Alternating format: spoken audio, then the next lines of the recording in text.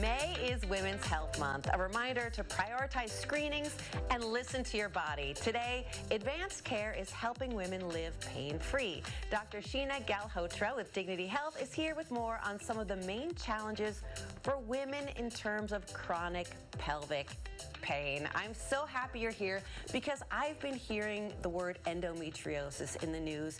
It's extremely common, and yet it takes a long time for women to get a diagnosis. Yeah, endometriosis is very common. About 10% of women have endometriosis, but the problem is there's no simple test to diagnose endometriosis. There's no imaging tool or blood test.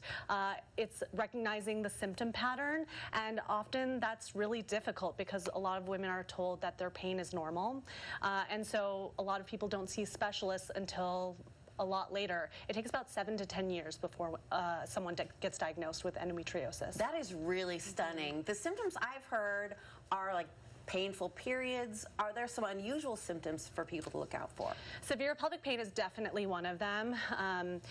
Pain with periods, pain in between periods, pain with intercourse. Endometriosis is a disease based on inflammation, so a lot of women will have irritable bowel syndrome, diarrhea, constipation. Some women also get joint pain or just systemic inflammation symptoms. It's a little bit more rare, but the most common thing is severe pelvic pain. No wonder it takes so long to diagnose because there's no real test for it. However, it is highly treatable. It is. So there are a lot of treatments for endometriosis, and it really depends on the person and what their goals are. But there are surgeries, there's oral medication, there's pelvic floor physical therapy. There's a whole range of things that we can do to help get patients back to living their normal lives. Well, let's talk about fibroids. Very common. A lot of women get fibroids. So 80% of women have fibroids, which is a big number.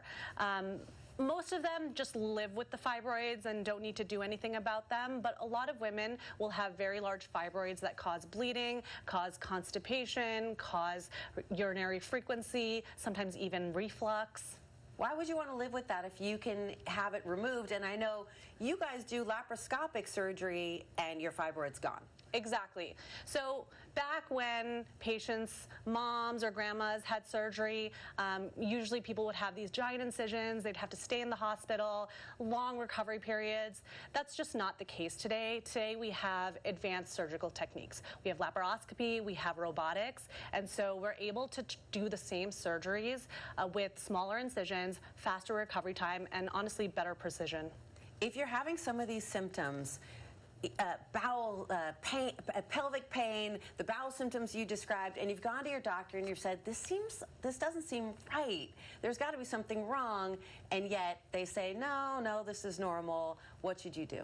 You should get a second opinion. This is the goal for women's health awareness, right?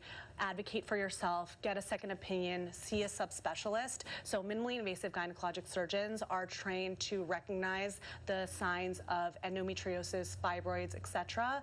If your pain is affecting your quality of life, if it's affecting your work, your relationships, it's not normal, and you should start that conversation ideally with a specialist. What's a good place to go to find a specialist such as yourself? So you can go to Dignity Health's website in advanced gynecology. Thank you so much, and we'll also put that information on our website, cw7az.com. Thank you so much. Thank you.